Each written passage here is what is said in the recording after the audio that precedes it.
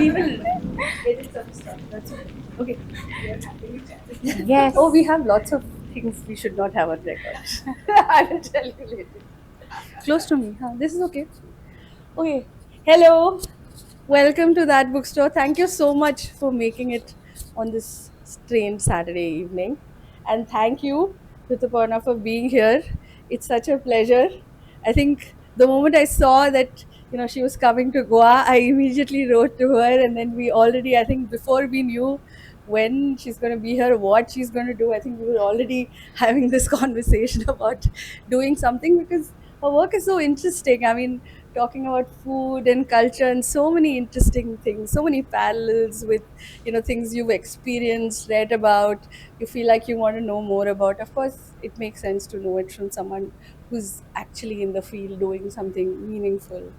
So, welcome, Dr. Rituparna Patgiri. I will not say much else and just Okay. thanks. Uh, First of all, thank you, Barkha. And it's very kind of you. You not only hosted the talk, you have given me recommendations about what to eat, what to do, checked on me if I have landed safely, if I'm okay, if I've had lunch. So I'm really, really grateful. And unfortunately or fortunately, I'm a dreaded academic. So most of the talks that we do end up using a lot of citations, theoretical frameworks, references. But today, I am thinking I'll do it a different way, which is speak more generally about food, but try to connect it with what I have found in my field experiences. So let me first begin a little bit by talking about why I became interested in food. Now, growing up, I was interested in cooking one or two dishes, and as it would be, it would turn out to be, well done. And sometimes, then when there would be visitors, they would also get served portions of it. And very often, the comment that I would hear from them is that you cook very well.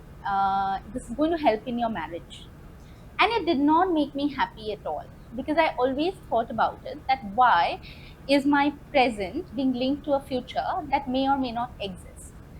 Then it continued bothering me, this question, for some time. And as a sociology student, I've studied in elite institutions, scored very good marks, seen as a very good student. And when I said that I wanted to work on food, the response was very jarring, because none of the professors seemed to encourage it.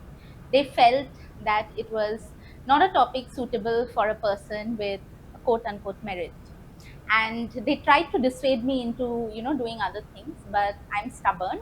And I said, no, let me see if this will work out. So when I applied for an MPhil and my research on food began, at that time my proposal was very shoddy. It was not a proposal which I would even think about writing now, but it somehow get me into Jawaharlal Nehru University, and I began my research. After the coursework, etc., is when I realized that there's a lot more to food than how we only think about it from a very general perspective. And I also started thinking about how probably food has that kind of scope where we could bring in different ideas.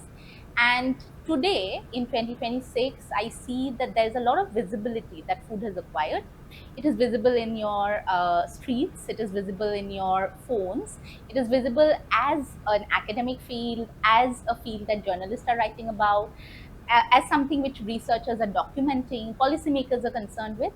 But this was not always the case. And therefore, when we think about food, it has this very, interesting historical kind of idea. So the beginning, in that sense, was a little bit frosty, I would say. And gradually it sort of picked up. My MPhil was on food, and then in my PhD, I shifted directions. But during COVID, as it would probably happen with most of us, we had more time as members of a privileged middle class to think about certain things. And food was again something which was basically everywhere. You could see it in the things that you were eating, in the things that you were supposed not to eat, in the social media platforms, in the dalgona coffee, in the banana bread. And it made me rethink, and I went back to my research and started working on it, out of which emerged the book that came out in 2025, which is called Food Culture and Society in India. It's a co-edited book, and it is a collection of 18 essays with an introduction and a conclusion. And the book sort of brings together social, cultural, political, and economic perspectives, looking at food from various angles. I'll talk more about it in a little while. Now, interestingly, when we think about, again, books and food, it immediately also provokes an interest because it is something which all of us are concerned about at an everyday level. And let me begin by actually decoding this everyday a little bit using food.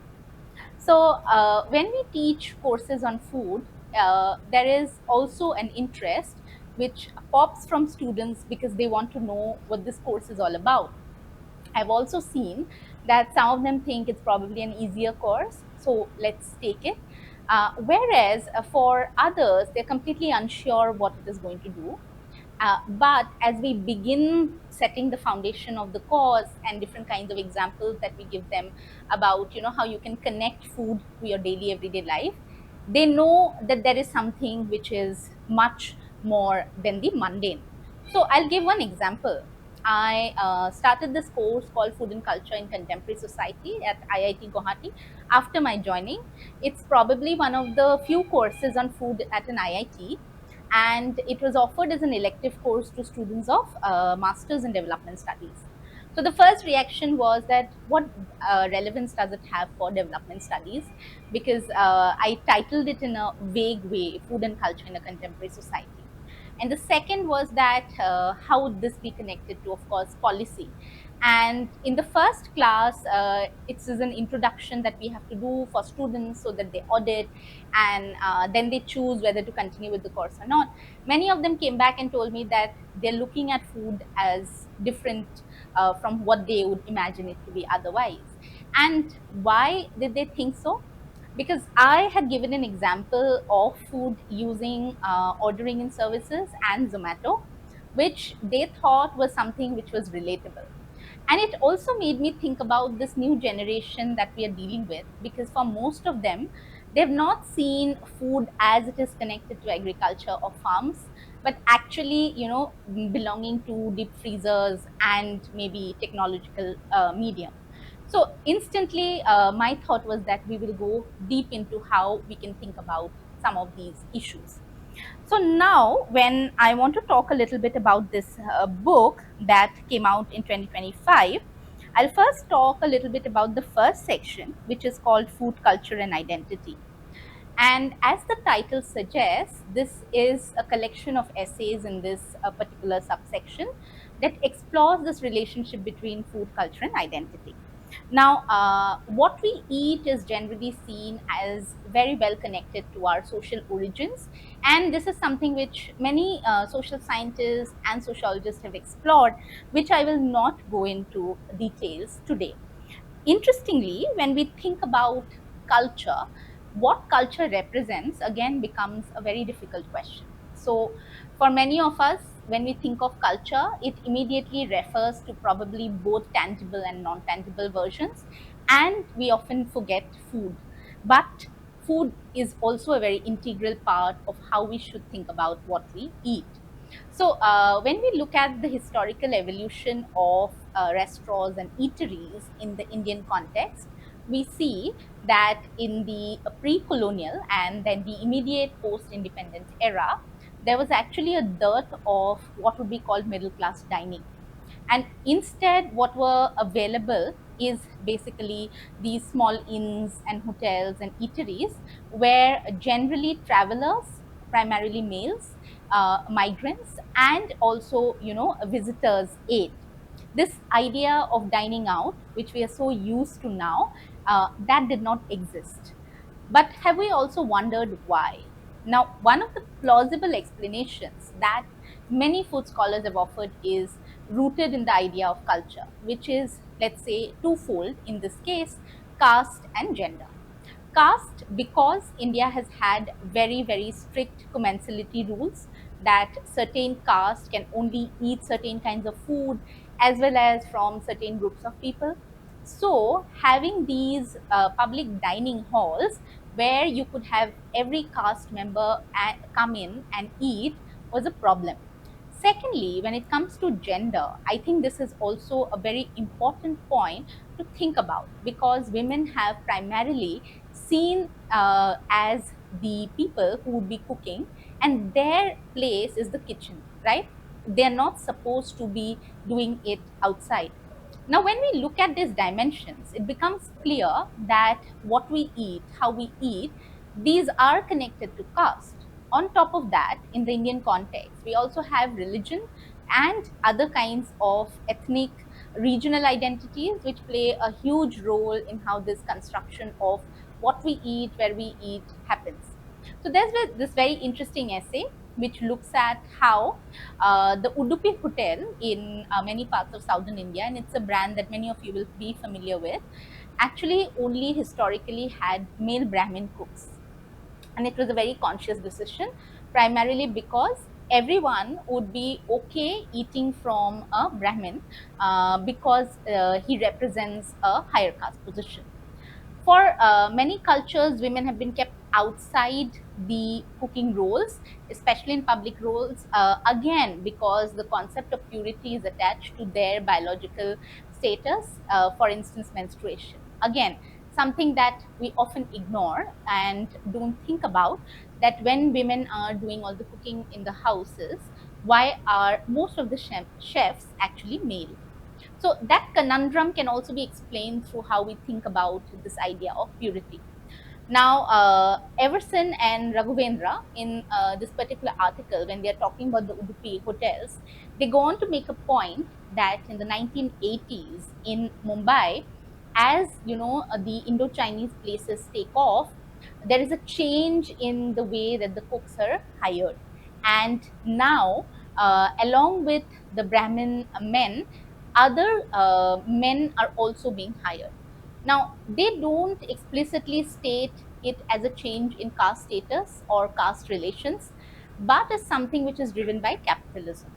Because these communities and men from the other communities would demand lesser wages, they started getting preferences. So, when we think about caste as a social identity, food actually tells us how there is an intricate relationship between capitalism, caste, and also what we think of as, you know, the social cultural relation. I want to also give a recent example from Delhi, which is one of my favorite cities, and I've done fieldwork in that city. And in one of the observations, which is not a very, well explained sociological one, you can see that the way that many Muslims eat, there is a contrast, primarily because all of us know that there have been many attacks on Muslim food habits. But at the same time, when we see that there is a representation of Muslim cuisine, it assumes a very particular role. So there is a growth of cafes where you will find Islamic decor and representation of what they consider to be refined Islamic high culture. And the food that is consumed is served in ways which satisfies a very refined middle class kind of taste. However, the very food items which, you know, are being served in these high class restaurants, eateries, etc., they don't get the same kind of appreciation or value when they are served on the streets. And there is a huge contrast in that. So this sort of brings me to connecting class and caste, because again, in the Indian context, we cannot separate the two. We see that, you know, they're interconnected, and food sort of shows how the two are very closely connected to each other. So many of these essays in this particular book actually explore this relationship from different angles in the way that they talk about the making of cuisines. Now, one of the essays that I want to pick up is chapter number 5, which is titled Indian Masalas in Kosher Kitchens, Mapping Cultural History Through Cookbooks of Jewish Indian Women. It's written by Barsha Nayak, and what Barsha does is basically look at the Jewish cookbooks and their influence on how the Jewish and the Indian identities are constructed by the women in the kitchens in these Jewish households. For me, the striking feature of this particular chapter is even this idea that how Jewish food is presented and cooked in a country like India, because we very often think of minorities and think of Muslims and Christians and perhaps Parsis, but the Jewish question seems to be completely missing. So interestingly, what we have is also food bringing to the limelight stories which are sometimes marginalized and ignored. I also want to mention this chapter by Vide on changing patterns of modern food habits in Nagaland, a cake narrative. And Nagaland is one of those states which has, in recent years, been spoken a lot about in terms of food. We have Dolly Kikon, a very celebrated Naga anthropologist who has worked on Naga food, looked at questions of casteism, racism, as well as, of course, fermentation. And one of the ways in which we continue to think about food from the Northeast is that it is simple, it is primitive, and that it is, made in particular ways. Now, Kikon's work, it engages with these ideas of how food becomes a way to stereotype a particular community. Vide interestingly brings in a very urban perspective where eating cake and different kinds of cakes in the bakeries of Nagaland, it constructs a very new kind of Naga middle class identity.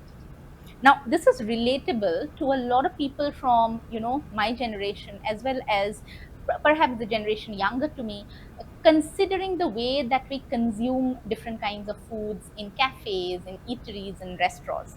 I also wanted to sort of share this one very simple field anecdote where I was looking at the relationship between food and Instagram.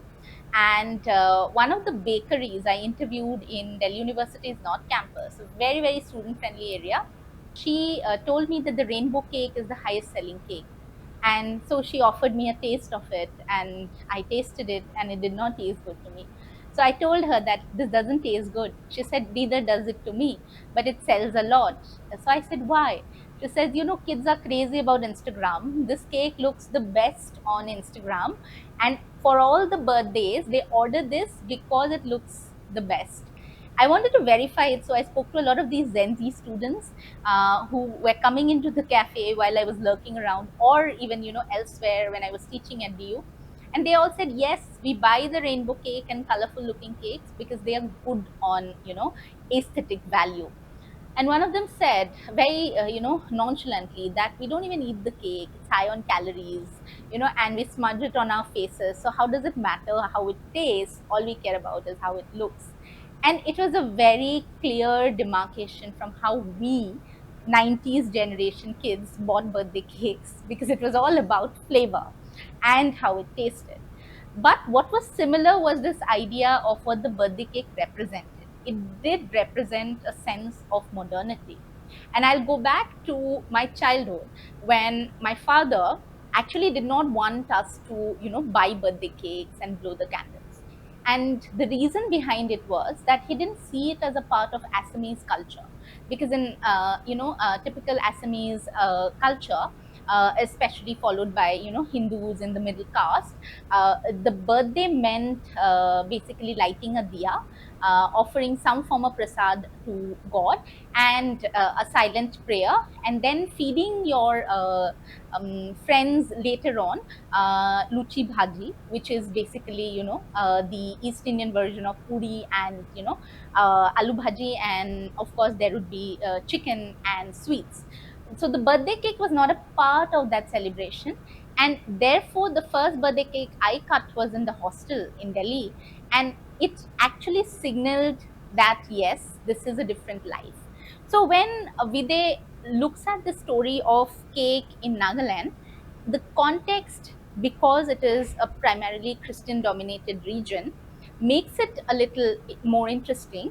But this entry into modernity with what the cake represents in terms of a bridal shower, or a bachelorette party, or a birthday, it remains the same, that a food product, it becomes integrally tied to the social events.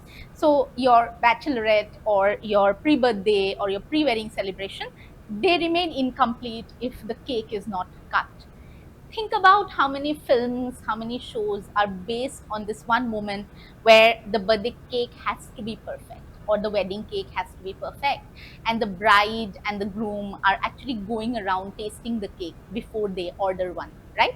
So essentially, what this particular food object does is become that interlinkage between memory and also a social event in terms of how it makes us think about some of these issues. The second section is about food memory and migration.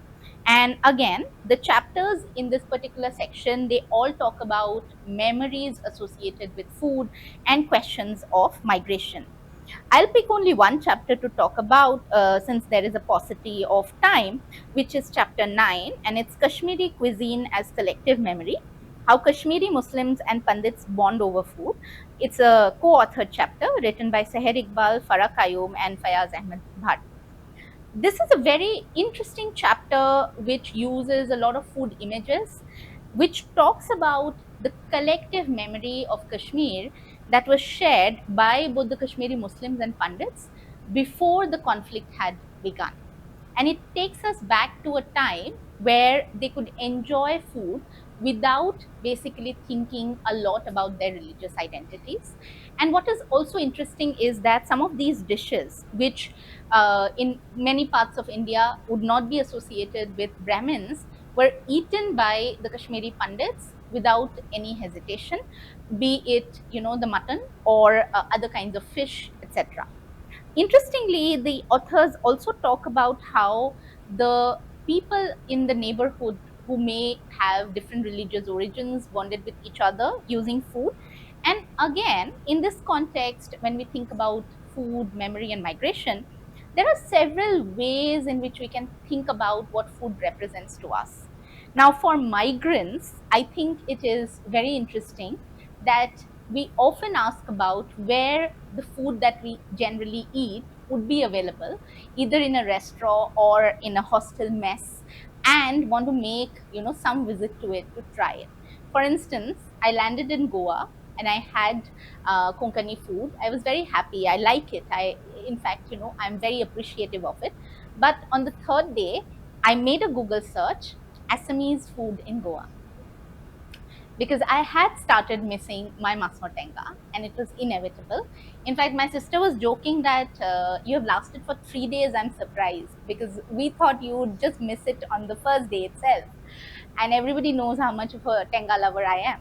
But it sort of again makes us think about how we associate a particular way that food is made and how we carry it through. So there are many Instagram reels which show Indians packing cartons of masalas, pressure cooker, etc. And these are funny reels which show how we are carrying these kind of packaged foods to different parts of the world.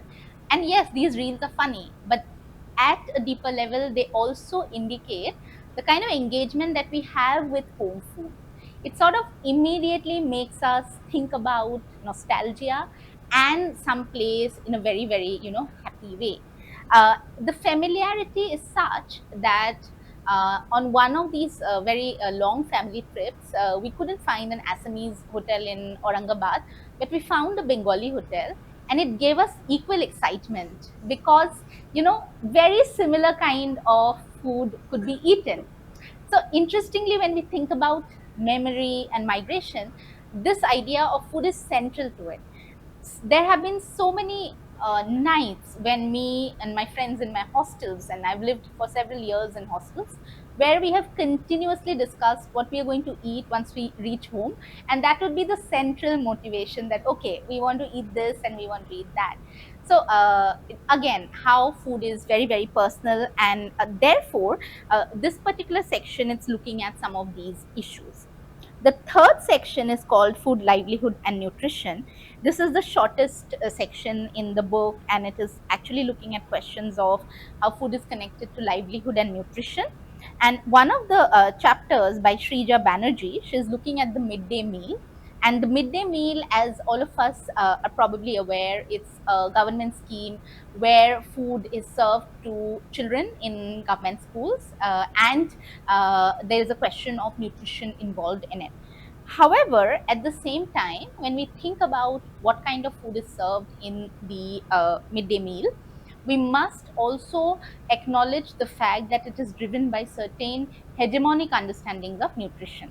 So very often you will come across news items that eggs have been banned in the midday meal, or there was a controversy about a widow cooking the meal and upper caste children refusing to eat it, or a Dalit woman cooking food and again upper caste parents and children making an issue out of that, indicating how even in the state kind of sanctioned policies, etc., when we think about nutrition, it's a very very socially constructed idea of nutrition. So, my former professor, V. Sujata at JNU, she has done a lot of work on food and nutrition. And one of the things that she says is that nutrition very often is only thought of as biological, but it's also sociological, because how we think about nutrition is driven by our social conditioning. And therefore, we must acknowledge that what we think is nutritious is also socially driven. Now, in my latest fieldwork in Oroville in 2024, I found some very interesting kind of nutritional observations. So, the group of people I interviewed who would belong to, let's say, the middle class and middle age social group, all of them thought of rice, because again it is southern India, as healthy, and they felt that eating the regular Tamil food is healthy, whereas their children and people in the age group 18 to 25 had very different ideas about nutrition. So they viewed the same rice and the Tamil food that their parents or grandparents vouched for as healthy to be unhealthy. And they said that this no longer works for us because our lives are sedentary. We don't have the same kind of need to eat calories to do that kind of work, etc. And I, from these field observations, started thinking about how nutrition again also has a very generational kind of idea. So this is another way in which food has been now looked at in very different ways, where you see that the food that most of our parents and how they ate and eating they grew up, that is now seen as also unhealthy, and the nutritional value is questioned. Of course, there are ways in which it connects to non-communicable diseases, which is on the rise, as well as our lifestyles and, of course, chemicals in food products. But here, this is why the job of the sociologist or the one who studies food socially becomes important, because you can think about nutrition much more than it is a biological factor. So, last section, food consumption and media. This collection of essays, it actually delves into how food is represented in media, and also the relationship between media, food, and technology. So, one chapter that I want to pick up is Consuming Nippon, Food, Anime, and Japanese Soft Power in India's Northeast by Maureen Kalita and Ashivat Chakrabarti, who make a point about Japan exercising culinary soft power using food in India's Northeast. And this is an argument which one can now see having resonance in different parts of the country. I did not think that when I landed in Goa, I would actually hear from, a kid that the most favorite food that she wants to eat is Japanese cuisine, because my antenna was immediately alerted, and I asked her why and where. And then she said that, oh, there is this place called Miso here. And, you can get great Japanese food. So I was recently in Delhi hanging out with my ex students, and they're all very young. And they took me to two Japanese places, made me try a lot of Japanese food. And they were very, very different in terms of the experiences. And when I was talking to them, they said that eating out has become also a big part of how they would want to capture those experiences very differently. And Japanese and Korean food are offering them that. Interestingly, a lot of it is connected to how the content is promoted on social media platforms. So because I asked them questions about where did you come to know about this, there's one place in Delhi which sells jiggly pancakes. I didn't even know what it was until I figured it out. So the pancakes actually jiggle, and they're very, very fine because they're beaten almost for 40 to 50 minutes. So it takes a lot of time for the order to come to your table. And they serve it with water in glasses, which are also jiggling. And these glasses, they don't fall off from the table no matter how much you jiggle them, right? So interestingly, till the pancakes arrive, you get the water, you can play with it, right? And I didn't know, but these girls then showed me like a lot of reels where you see these jiggly pancakes becoming a hit. And after they left, I sat and I kept observing people for some time, and several other sets of people came in. They all ordered jiggly pancakes and they waited very patiently 40, 50 minutes for the pancakes to arrive. And I was more or less convinced that, Japanese food has arrived in the way that probably they didn't intend to, or they did, but it was very much a part of the public culture in Delhi. Therefore, when this child mentioned that, she likes Japanese food and there are these several restaurants, I was immediately interested. And I thought about how the way that food is intertwined with media consumption and also culinary soft power.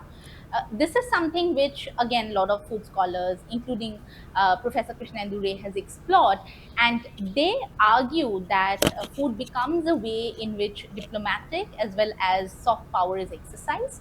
And we have seen it in the case of the Korean food upsurge, where we find different sorts of Korean cafes all across the world, including in India, and the way that that culture has overtaken particularly younger people. However, there's also an other side of the technology and media, and that is more connected to the policy side, where we see different kinds of digital trackings and apps which are monitoring your calories as well as, your nutritional quotient. So in Hyderabad, Merle Muller Hassan's work primarily show that when you use these apps which monitor your quantity of calorie and nutrition that you consume, you're constantly thinking about weight loss and body image issues. And no prizes for guessing. Of course, it impacts women a lot, particularly young women who are obsessed with feeding the numbers into these apps and then monitoring their, body images. So when we're looking at technology, again, sort of, very, very intricately, it's not always only a good thing, but it has some of these very different dimensions that often go underlooked. The last point that I want to mention with respect to technology is connected to, again, policy, where let's say in a policy like Poshan Abhiyan 2.0, which basically tracks food and nutrition levels of pregnant women and lactating women, you see that they have to again feed in information into a digital tracker. And interestingly, this digital tracker is monitored and maintained through care workers, known as the ASHA workers generally. And what they have to do is keep a track of how much calories they have consumed, their nutritional deficiencies, etc. But the problem here is that there is no scientific kind of training given to any of these people. They're just told that you have to have so and so, without thinking about how people may not want to have so and so just because they are being told, right? So what we see is very different dimensions of this relationship between food, media, and technology. And there is a huge surge of food bloggers, food writers, who are trying to, of course, again, take advantage of the moment, write, create content, etc. I would also feel that it has two kinds of ways in which it operates. That on one hand, there is representation clearly of things and food habits which have been very historically ignored, but at the same time, there is also a risk of misrepresentation and, of course, spreading misinformation, which also happens at many levels, especially when it comes to cuisines of marginalized populations. And when we think about Northeast India, this example comes to my mind, where many food bloggers make very, very insensible content about how the region and its tribes, they eat exotic food, and they represent this binary between the exotic and the everyday rather than questioning it or challenging it. So it's a very interesting way in which we can talk about food as a generative space.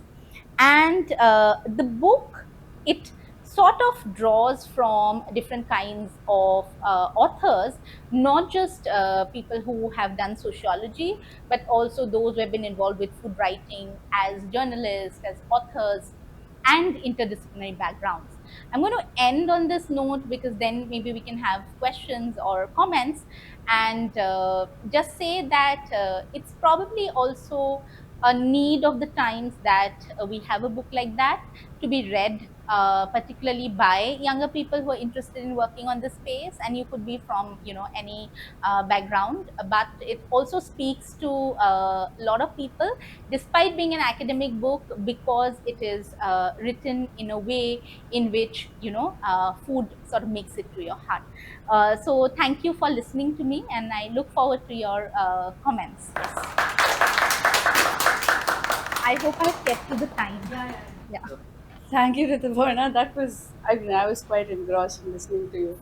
So lovely to hear. You had so many thoughts, but I think I'm just going to open the floor right now to people. I'm sure there are many thoughts running through everyone's minds, and maybe people can, if you have comments, you have questions, there are things you want to just share, feel free. Sure. Yeah, you speak now. I think he's recording it. Uh, Thanks, ma'am. It was a very nice talk. So I remember the point which you brought up about, although in India or across many parts of the world, it's women who are generally relegated to the kitchen and cooking. But when it comes to the professional side of things, it's usually men that end up going to the top, like chefs, for example. So this, it was something that I've also been thinking about. I've thought about it in the past. Do you think one of the reasons for that is that the very nature of professionalism itself is unfortunately exclusionary, in the fact that even although you might have women who are as good, who could probably be good chefs, it's just that the very nature of professionalism, where you have to go out, spend a lot of time outdoors, itself ends up, self-selecting for men in a way. I agree. In fact, yesterday I was having a conversation with someone who is a chef, and she told me that she has left two jobs so far because the kitchen and the restaurant demands that she works 12 to 13 hours, which she cannot because she also has children. And it becomes obvious that she has to take care of the children because she is the mother. Therefore, this professionalism, it excludes her because clearly she cannot do 12 to 13 hours. So the nature of the job is also such. There's a friend who runs a cafe in Goa, and again, when I look at her schedule, she is not able to leave Goa even for a day because she has to manage the cafe. She has to run it on her own. And I think that nature of professionalism with the social conditions that we have is very difficult, right? Generally, there is something called motherhood penalty, and women pay that. In many cases, therefore, these jobs which are very professional, and many would think cooking is not like that, but it is a lot of work. And one dish you make it badly, there's a bad review, and your business crashes. So yes, it is exclusionary. Oh, I just wanted to know from you, what trends do you see, or what is exciting to you as a researcher in food and culture? So in 2022, I wrote a paper on ordering in, and at that time, it was very exciting to me. A lot of these things that I've written on food are all stemming from personal experiences. So this paper on ordering in was interesting to me because at that time nobody had written on it, but I'd seen that it was getting momentum, especially amongst like people from my generation and even younger ones, where we were busy ordering in a lot. And I connected to talking about how we can see that there is a disdain for social relations at one level. So one of the field anecdotes that I remember very clearly is this girl telling me that earlier when she would order from McDonald's, she would have to answer many questions because the person taking the order has a lot of questions, and in the website also it was not easy. But when ordering in came in, she felt very relaxed because she could just press buttons and not really answer questions. And I remember this. She told me, I work at a public relations job. I don't want to talk to people once my shift ends. So when she's ordering in, she's omitting the conversation part, and it sort of made me think because generally family meals are seen as a space where everyone comes together and they have conversations, right? But for her, she just did not want the conversations. So that trend I was very interested in, and I've seen that for many it is true, and not just with food, with many of these e-commerce services. Because you go to Blinkit and there's a button which says avoid calling, leave it at the doorstep, right? And you see a very privileged perspective, right? But when the service providers are protesting, they raise this issue that we are supposed not to call passengers, sorry, customers, but we cannot locate addresses. So what are we supposed to do? So that was interesting to me. The other very fascinating insight I had is a visit to a couple's place who did not have a kitchen. Yes, and it was a deliberate attempt. They just did not have a kitchen. In India? In India, in Delhi, my age group, okay? And I was like, how come? They said, it leads to a lot of fights. Because we have to cook, in it inevitably ends up on the women's shoulders on most cases, and we have a lot of fights. Just omitted the kitchen. They would order even like the basic things, okay? They were avid uh, customers of these delivery service providers. So I asked them, what about health? Like, what happens when you are also bored of, like, restaurant food? They said, then we tell our friends to sort of invite us, and we take off. And I said, that do you think this has like helped you? And they said yes. And I had this question that when you order in, who decides what to order in, who sets the plates, who disposes of like the food? They were like, yeah, okay, that is doable. So again, a trend which really interested me, but I have not found a similar example anywhere else so far. Because in the last few years, I've done fieldwork in Majuli, in Auroville, in Guwahati, but I've not found any house or any people who don't have a kitchen. A home with no kitchen is almost an oxymoron. Like that doesn't Yes, and even as a researcher, it took me a lot of while to that they get used to it. I kept asking them, no, you have a Yeah. kitchen, you're hiding it, or like tell me. But they did not have a kitchen, and they had all the electronic devices which made their jobs easier, like the electric kettle and the coffee maker, etc. But not a kitchen, and they would keep the kettle and the coffee maker in different places. Like the kettle, I remember, was in the bedroom, the coffee maker was in the living room, but they did not have a kitchen. And that's so interesting because how we sort of see the kitchen as that center from which the love and nourishment that builds families sort of come, and that's such a set idea. But the truth is that the kitchen would really mean even like areas of conflict in a home, and it is an area of conflict even otherwise, even when men were not expected to cook.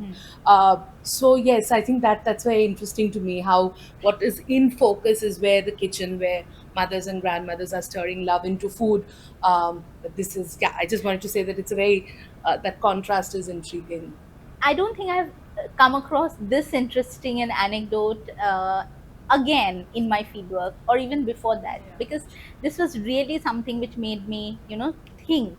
And I asked them this question also, that how did the in-laws and the parents take it, right? Because for everyone involved, these are all communal decisions. I mean, even when you're setting up a house, your parents have like things to say, that you should buy this for that, right? So how were they sort of handling this? And they said there were huge fights, but they sort of navigated that space, and they ensured that there is no kitchen, which also means, interestingly, they said that relatives can't come and stay with us for very long. A positive. Important I mean, figure. yeah, I have spotted people. Yeah. we used to cover this story. So there was a lot of like how you think about technology and kitchen in that sense, for them. And because these ordering and services existed, they could do this. Yes. I have one question. Do you think that the discourses of food and nutrition, like till about 90s, the discourses of food and nutrition in urban India and in semi, and particularly in peri-urban India, the concerns were similar, right? But now, particularly with this digital interface coming in, there is a certain exoticization of the rural India, right? And there is a certain uh, there's a certain way in which the urban India is also questioning and all of it. So, what is like since you work on the digital interface much more, how do you really see that rural India is getting represented? Because that's not the rural India that is the real India. Let me put it this way, right? Quite bluntly. And do you think there is a sort of erasure of questions of nutrition completely from urban India? And there's a different kind of discourse of nutrition of urban India, right? And there's a different discourse of nutrition in the rural India. The rural India is more, still we are talking about the minimum calorie intake, right? We are making it more and more calorie centric. Whereas the urban India is taking the privilege of moving away from micronutrients. So you clearly have a huge divide, right? I mean, and within that context, what is the responsibility, let me put it this way, as food writers and food scholars to also bridge this divide? Because a lot of young scholars, and I may be unpopular for saying this, also are focusing on a certain kind of urban representation. Right? They are not even talking, I mean, the portion tracker, right? Portion tracker is on the backs of unpaid labor, right? Contract workers. And the ASHA workers. Yeah, that's right. Anganwadi workers. Anganwadi workers, and they're doing a lot of, lot of the nutritional this thing is on their back. So, where do you see, our responsibility as researchers? I mean, yes, how it has been represented in the literature and all of that is fine. But we as scholars, food writers, do we think that we are also somewhere taking the digital interface of rural India a little too seriously than we should take? It's a very, very good and complicated question, definitely. I think when I look at particularly the context of Northeast India, there's a complete ignorance as well as erasure and rewriting. So a lot of these things that are now becoming trendy have been continued to be eaten by indigenous communities of the region for ages, for which they have been vilified and also racially stereotyped. Like boiled or fermented food products, right? But suddenly, when urban Indians and elite Indians do it, it's trendy. Dolly Kikon has in fact written about this also, that how indigenous knowledge, especially from marginalized communities, they get taken away and get built into very capitalist, forms of exploitation. This portion tracker example that you draw, in fact, this is what I, said as well, that when we are thinking about nutrition, the ASHA workers are responsible for making the pregnant and the lactating women have nutrition sufficient to maintain good health. But what kind of nutrition is also something we are not asking, because mostly the take home ration and the packets, they are all packaged foods. Then are we equating good nutrition with packaged foods? And of course, the Anganwadi workers, they have been engaged in different kinds of protests, asking for fair wages, regular wages, which again don't get heard.